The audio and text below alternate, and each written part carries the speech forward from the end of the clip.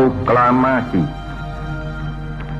Kami, bangsa Indonesia, dengan ini menyatakan kemerdekaan Indonesia.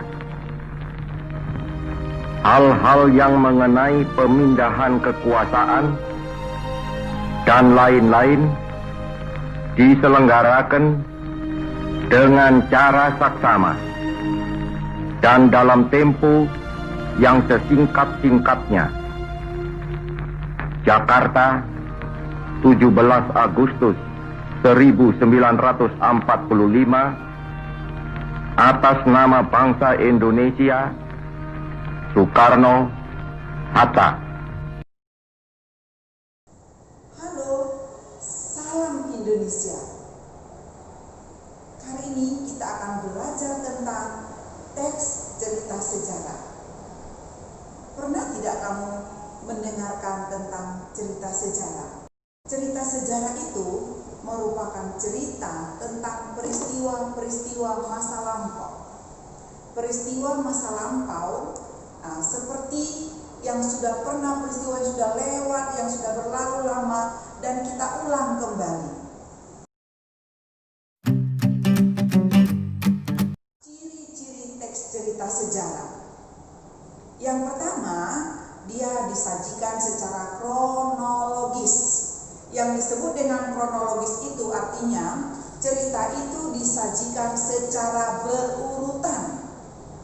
Yang kedua, cirinya adalah dikisahkan tentang peristiwa masa lampau. Yang ketiga, struktur cerita itu diawali dengan orientasi.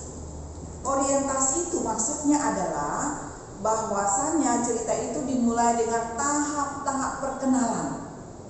Kemudian dilanjutkan dengan urutan-urutan peristiwa. Nah, dalam urutan-urutan peristiwa ini kita bisa melihat bagaimana kejadian-kejadian itu berlangsung dan bagaimanakah prosesnya. Di bagian ketiga kita lihat reorientasi. Nah, di bagian reorientasi ini kita mempelajari tentang bagaimanakah tanggapan si penulis tentang peristiwa sejarah tersebut. Yang keempat, menggunakan konjungsi temporal. Konjungsi itu artinya kata penghubung tentang waktu. Misalnya saat, setelah, sesudah, dan sebagainya. Bagaimanakah bentuk kebahasaan teks cerita sejarah? Yang pertama, dia menggunakan kata ganti orang. Seperti yang sudah pernah kamu ketahui semuanya, bahwa kata ganti orang itu kita bagi tiga. Yang pertama, kata ganti orang pertama. Kata ganti orang pertama ini kita bagi atas dua. Orang pertama tunggal dan orang pertama jamak. Orang pertama tunggal itu aku, saya, hamba, beta. Sedangkan orang pertama jamak kami, kita. Yang kedua, orang kedua tunggal. Orang kedua tunggal itu kamu, Anda, saudara, Andi, dan sebagainya. Sedangkan orang kedua jamak itu kalian. Orang ketiga tunggal itu dia. Orang ketiga jamak itu mereka.